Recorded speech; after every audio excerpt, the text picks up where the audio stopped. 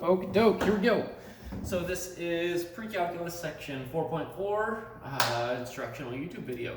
Learning targets today are evaluating trigonometric functions in some different scenarios, identifying where each trig function is positive, negative, 0, or undefined on the unit circle. So what angles they have those values for. Find reference angles and then use reference angles to evaluate some trigonometric functions. All right, let's start with an example problem. Let's say we have the point -2, 3 is on the terminal side of some angle theta. We want to find sine theta, cosine theta, tangent theta, cosecant theta, secant theta, cotangent theta. Find all 6 trig functions, basically. Let's go ahead and get started on that. So to do this, what we're going to do is we say, well, it's the point -2, 3, so we can draw a little coordinate axes. And we go -2 for our x, 1, 2, 3 for our y. There is our angle theta. All right. Now, in general, right, we've got our -2, 3. That's our x, y. We've got x, y, and then we have this distance here is r. Kind of like on the unit circle, we've got x, y, and 1. Right, the hypotenuse is 1. Here it's r because it's not a unit circle. It's a, well, whatever r is, it'll be that circle. So what we gotta do is we gotta find r. So r is gonna be equal to, well, basically r is the hypotenuse of this right triangle, right? So r squared equals x squared plus y squared, right? Because if you have a r, x, and y, right, it's Pythagorean theorem. And then I can square root both sides, whoop, and say r is equal to the square root of x squared plus y squared, right? It's Pythagorean theorem. So here I can say r equals the square root of 4 plus 9, so r equals square root of 13. So it's the root 13 circle. And sorry, I got my dog here. Emma might start squeaking she's got a squeaky toy, but she's just looking at me like, play with me. Sorry, Emma, teaching, trying to. All right, so r here is root 13, square root of 13. So this is square root of 13. So now, remember our definitions for like sine, cosine, tangent on just a regular right triangle? Like sine is opposite over hypotenuse, right? Right, we got this angle here, right? This is the opposite, this is the hypotenuse, this is the adjacent. If what we do here, if we replace h with r, we replace opposite with y, and we replace the adjacent with x, we can now translate those definitions to any angle on the coordinate plane, right? Any angle that's in standard position. So basically what I can say here is I can say sine, instead of being opposite over hypotenuse, I can say it's, so sine of the angle is y over r. Cosine is x over r. Right, it's x over r, it's adjacent over hypotenuse. Tangent, right, remember, it's still just going to be y over x. And then the reciprocal functions, right? Cosecant theta is going to be r over y. Secant theta, right, these should have thetas on them, my bad. Secant theta is going to be r over x, and cotangent theta is going to be x over y. Right, which now makes it really easy to find these different functions, or sorry, to evaluate these different trig functions. Because we've got x, y, and r. So I would say sine of the angle here is y over r. So the y value is 3 over square root of 13. 3 over root 13. Usually we want to rationalize it. We're going to multiply by root 13 over root 13. And that gives us 3 square roots of 13 over 13. Cosine is going to be negative 2 over root 13. So negative 2 over square root of 13, which is going to be, well, rationalized. So we multiply by root 13 over root 13. Right, so we get a whole number on the bottom in the denominator, and that gives us negative 2 square roots of 13 over 13. That's our cosine. Tangent theta is going to be the y over the x, right? Remember, the tangent is the slope on the unit circle. Same idea here. It's the change in y over change in x, right? So it's 3 over negative 2. So negative 3 over 2. If I want to find the reciprocal functions now, right, I've got sine, then I can go cosecant theta, which is the reciprocal of sine, is going to be the flip of this or the flip of this, right? We can just flip this one, because this is the easier one we started with, to be root 13 over 3. And we notice that's r over y, right? R over y. Here, if I have secant theta, that's the flip or the reciprocal of cosine. That's going to be negative root 13 over 2. And then cotangent theta is going to be the flip of this, of tangent, so it's negative 2/3, and that's that. Okay, that was a fun little problem there. Now let's look in general at just the unit circle in general. So now we're switching back to the unit circle, although it doesn't really matter with what we're talking about right here. Let's just say it's a unit circle though. So here's the point, right? 1, comma 0, 0, 1, negative 1, 0, and 0, negative 1. What we're going to do is we're going to say for sine, cosine, and tangent, where on the unit circle is each of those positive, negative, or undefined, or 0? Sorry about that noise. So I want you to go ahead and do that for sine. Think about it. Where is sine? When is the sine of theta, of the angle, positive here? And remember, on the unit circle, right, in general, well, sorry, for the unit circle, the sine is the y value, right? So if we're looking at where sine is positive, right, remember positive means greater than 0, we'd say sine of theta is greater than 0 here. So that's between 0 and pi over 2. Between pi over 2 and pi, sine theta is positive again, because these y values are greater than 0, right? It's above. Now, if I go down here, between pi and 3 pi over 2, sine theta is negative, less than 0. And down here, sine of theta is negative between 3 pi over 2 and 2 pi. Right? And this is pi over 2, and this is pi. For the angles. Right? In green and the angles. Right, so positive, positive, quadrant 1, sine is positive, positive, quadrant 2, quadrants 3 and 4, sine is negative. Now if I'm looking at cosine, let's do another quick unit circle here. Right, same idea, but cosine this time is our x's. So here, cosine theta is positive on the right-hand side.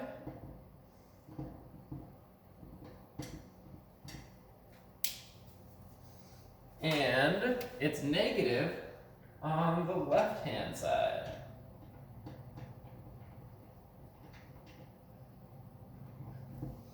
Right, because the x's, and I mean it'll be negative here as well. It'll be positive here as well. Right, cosine is 0, because zeros are x, right? Or cosines are x. So here, cosine theta equals 0. Here, cosine theta equals 0. Sorry, I didn't do 0 on sine. Right? Sine's negative all the way on the bottom. It's positive all the way on the top, because it's our y values, right? Y is 1 there, y is negative 1 there. And here, sine of theta equals 0. There, sine of theta equals 0.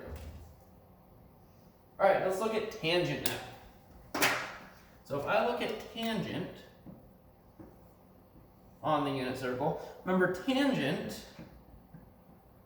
is sine over cosine, or it's the y divided by the x. It's the slope of the radius on the unit circle. So here we have a positive slope. So on this side, tangent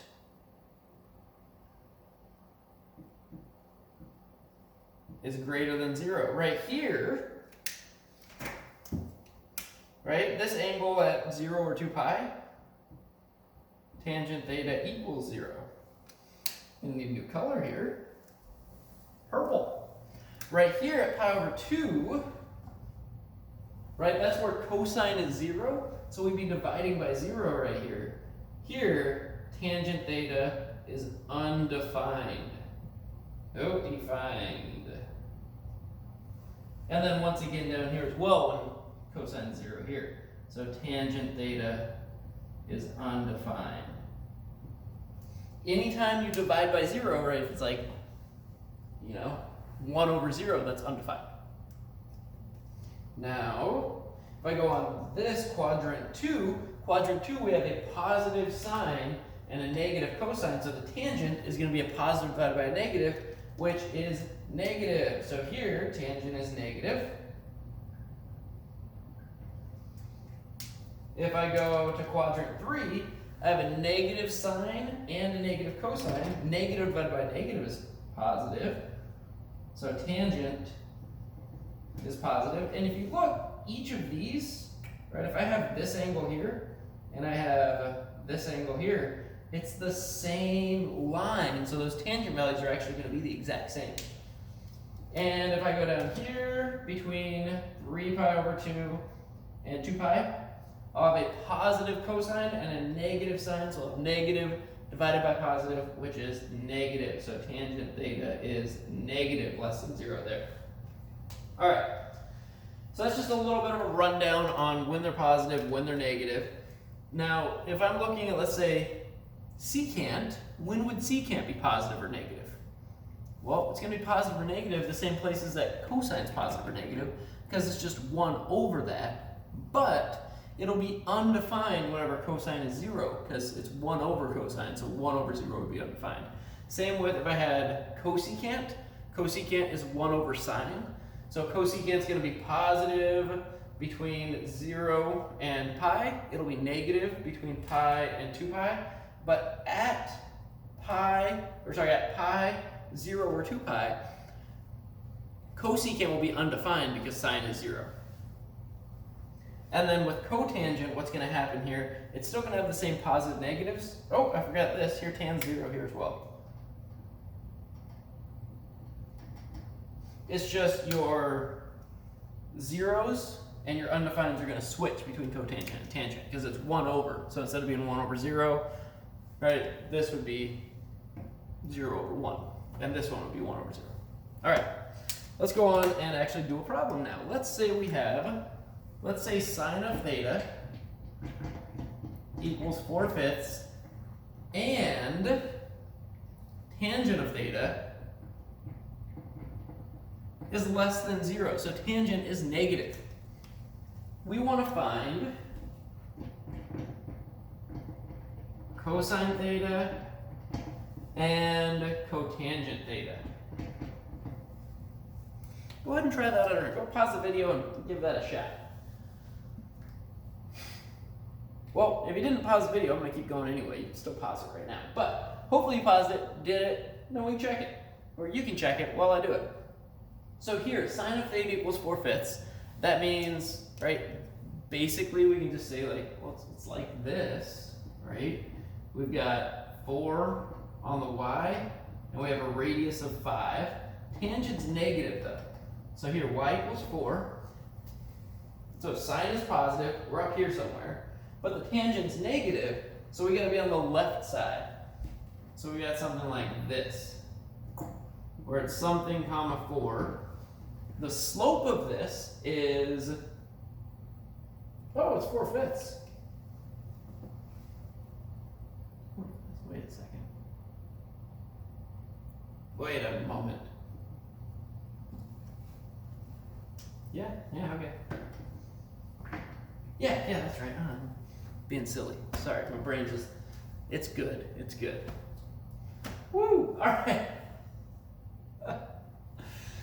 So the y is 4, y equals 4, r equals 5 here. We want to find x. And remember, right, we got Pythagorean theorem here. So we have this right triangle with x, 5, and 4. So we go 5 squared equals 4 squared plus x squared. Right, we could have a square root on both sides, that's fine. So 25 equals 16 plus x squared, take away the 16, right? 9 equals x squared, square root both sides. What do we need to remember when we square root when we're solving? Plus or minus. So x equals plus or minus 3. Now it's not both of them, it just could be either one. And what we have to do is say, well, which one is it? Do we have a negative cosine or a positive cosine? Well, here the tangent is negative, so we're in quadrant 2, so that means we have negative 3. So x here is negative 3. Because our cosine is negative, so tangent is negative. All right, so now we've got x, y, and r. We can find cosine, we can find tangent. Now, because this is not on the unit circle, necessarily, right? I mean, we could have made it on the unit circle, that would have been fine, but we didn't. We say, well, cosine is x over r, so it's negative 3 over 5, right? Because x is negative 3, r is 5, cosine is negative over here. Now, if I want to find cotangent, cotangent is the reciprocal or the flip of tangent. So cotangent here, I don't need to hold these pens. There we go. Cotangent theta is going to be the flip or the reciprocal of this, so it's cosine over sine, which means we have negative 3/5 divided by positive 4/5, which is negative 3/5 times 5 over 4, which is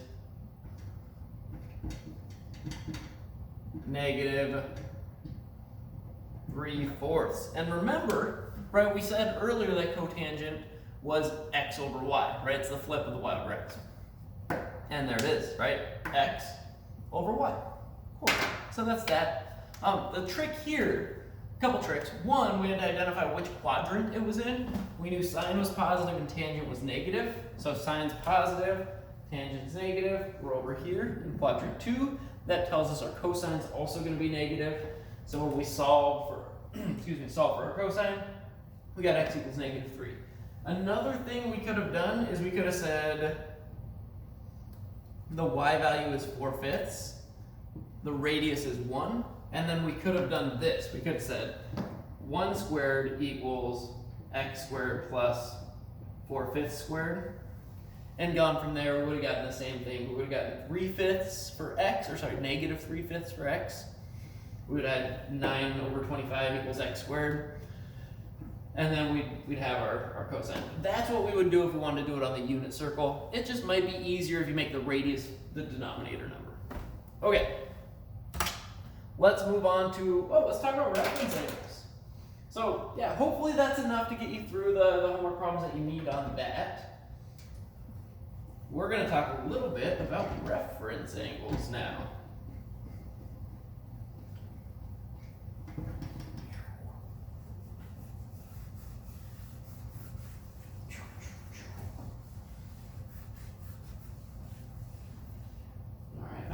Sip of water, because I've been talking all day.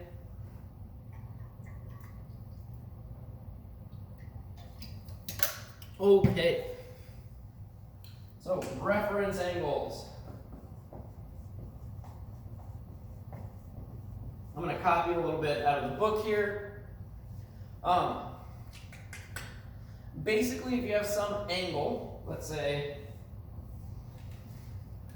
you get some angle in standard position, like this. This is the angle theta, right there. The reference angle is the angle from the terminal side to the horizontal axis, the smallest distance to the horizontal axis.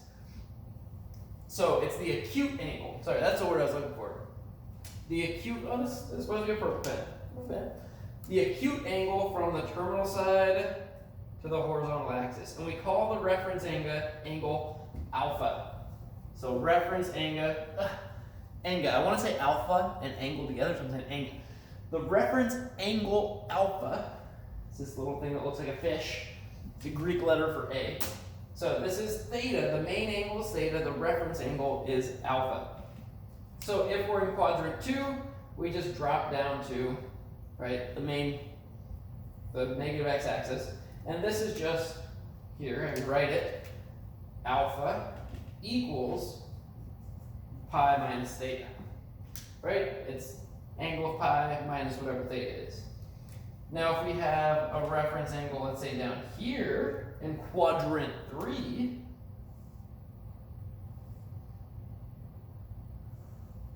so that's theta.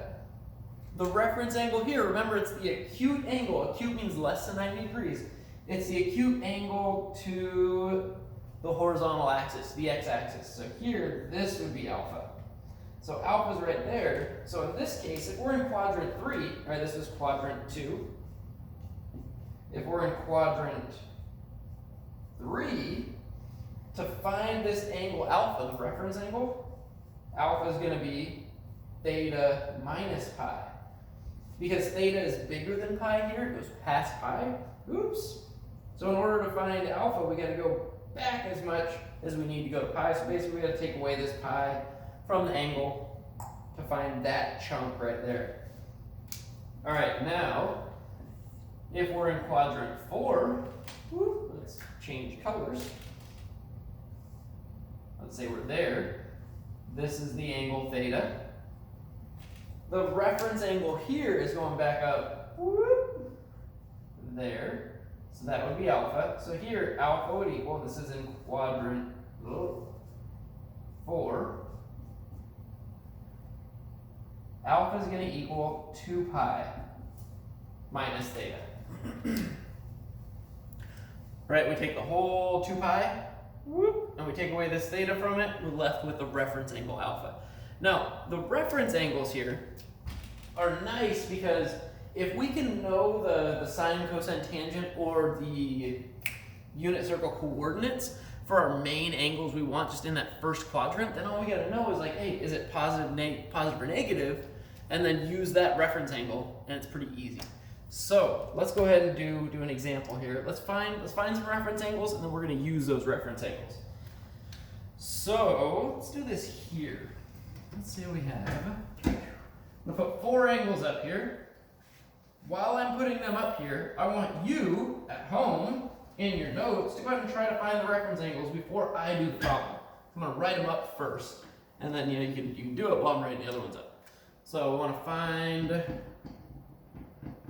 the reference angle for each. So let's say we have 4 pi over 3. Let's say we have 11 pi over 6. Let's say we get 11 pi over 4, and then 14 pi over 6. All right, for the reference angle here, right, what I like to do, I like to just draw a little, sketch a little graph. Here, 4 pi over 3 is bigger than pi, right, because 4 is bigger than 3. 4 is 1 bigger than 3, so it's a pi over 3 bigger. So it's like 4 pi over 3 is going to be down here. This is our reference angle. Now, or sorry, that's not our reference angle. That's our angle. Our reference angle in this case is going to be that angle right there. And the reference angle is always a positive angle. Sorry, I should have put that when I said the definition over there. So because we're in quadrant 3, it's going to be 4 pi over 3 minus pi. So it's 4 pi over 3 minus pi, which would be 3 pi over 3, which would just give us a pi over 3. That's our reference angle alpha, is pi over 3. In other words, this angle right here is just pi over 3 more than pi. So that gives us our reference angle. All right, let's say we have 11 pi over 6. 11 pi over 6 is going to be, well, it's almost 12 pi over 6, right? That's all the way down here. Sorry, I should have done that in green. It's this angle here. Right, that's theta. The reference angle here is going to be this little one right there. And remember, if we're in quadrant 4, it's going to be 2 pi minus 11 pi over 6. Now, 2 pi, if I multiply by 6 over 6, that gives me 12 pi over 6. Right, subtract that, that gives me a pi over 6. So pi over 6 is what's left there. So alpha equals pi over 6 here. All right, 11 pi over 4. Well, for this one, right, how many times is 11, or does 4 go into 11? Well, 4 goes into 8 twice, and then we got 3 left over, right? So this basically right here, this, right, I know 11 over 4 equals 2 plus 3/4, right? It's 8 over 4 plus 3 over 4. So here, the 2 plus 3/4, it's 2 pi plus 3 pi over 4. And remember, 2 pi is just a trip all the way around. Just, that's 2 pi. So we're back where we started when we go 2 pi. So really we're trying to find what coterminal angle do we have. That's on like the regular unit circle. So I gotta go 3 pi over 4 more. So 1, 2, 3 pi over 4 again. So I go like this, kinda. And then the reference angle is still to the or down to the x-axis, the horizontal axis. So it's this angle here. I'm just gonna go with the 3 pi over 4 because the 2 pi just ran me around a circle. So here I go, well, it's in quadrant 2, so it's gonna be pi minus 3 pi over 4. If I need common denominator, I'm gonna go 4 over 4 there. And that's gonna give me just a pi over 4. Now you might notice, because you're smart and you're in Precalc, right, that the denominator of each of these just matches up. Like if it's 4 pi over 3, it's just a pi over 3 reference angle. If it's an 11 pi over 6, it's a pi over 6 reference angle. If it's 11 pi over 4, it's a pi over 4 reference angle. Yeah, that's a pattern you want to see. But what about this one? 14 pi over 6, is it going to be a pi over 6 reference? No. And the reason for this is because 14 pi over 6 is not simplified. Right? 14 and 6, we can factor 2 out of both of them. Right? I can say this is 2 times 7 pi over 2 times 3. Cancel that. And really this is 7 pi over 3. This angle, this 14 pi over 6 is really a 7 pi over 3. So it's going to give us a pi over 3 reference angle. And if I graph it, right, it's pi over 3 more than 6 pi over 3, or 2 pi, so it's going to be this angle right here. Right, this angle here would be, this would be 7 pi over 3. The reference angle is pi over 3, right? Because we have to do that full loop around for the 6 pi over 3, and then one more pi over 3 to make 7 pi over 3. But the reference angle here, right, this was alpha, sorry. Alpha equals pi over 3. All right, now what we're going to do, we're going to talk a little bit about quadrant 1 for our main pi over 6, pi over 4, pi over 3 angles, what sine, cosine, and tangent are for each of those. And then we're going to find sine, cosine, and tangent for, well, each of those. So I'm going to draw a few little diagrams here. I'm not going to use purple on this board again. It really smears. Yikes! Let's get rid of that purple. Purple. Here we go. So we're just in quadrant 1 here. Let's say we got pi over 6, pi over 4, and pi over 3, and just for fun we got 0 and pi over 2. And let's say here we're looking at sine of theta, where each of these is the angle. And we want to know what sine of that angle is. So here, sine of 0, because remember, this is the y value on the unit circle. Sine of 0 equals 0. Sine of pi over 6, because remember at pi over 6 we've got, I'm actually going to write them here. Pi over 6 is, the point on the unit circle is root 3 over 2, comma 1/2. Pi over 4 is at the point root 2 over 2, comma root 2 over 2. And pi over 3 is at 1/2, comma root 3 over 2. So, sine of pi over 6 is 1/2. Sine of pi over 4 is root 2 over 2. And sine of pi over 3 is square root of 3 over 2, right? It's the y value there. And here, sine of pi over 2 is just 1, because we're at the point here, 0, comma 1. All right, let's do the same for cosine and the same for tangent. Now, if I have, same thing,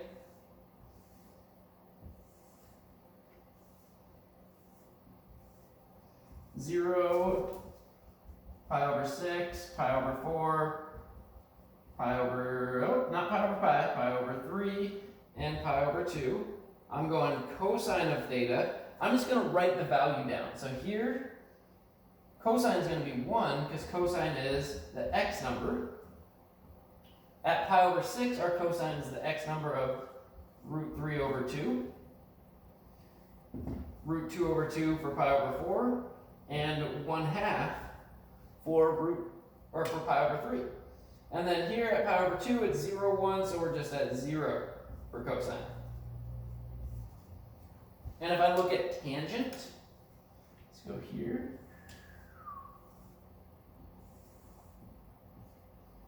Zero, pi over 6, pi over 4, pi over 3, pi over 2. Remember, tangent is the slope, right? So, and it's the sine over the cosine, right? It's changing y over changing x, the slope of that line. So here, with pi over 4, they're the same number. Tangent pi over 4 is 1, it's slope of 1.